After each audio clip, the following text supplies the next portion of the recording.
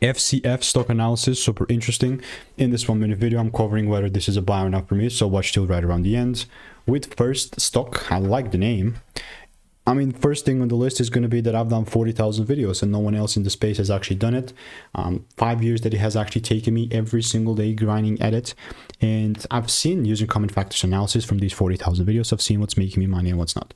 And then still, ultimately speaking, I do see it pumping up, and eventually it's tough because this is a bullish range here on the 1 hour chart, right? And because it's the 1 hour chart bullish range, all I'm looking to do is just buy, right? Buy. And if it does not quite come down and doesn't quite give me a shift and a double break, then there's literally just no way that I'm going to be looking to get involved and start buying like a madman, right? So yes, I will continue to keep you updated.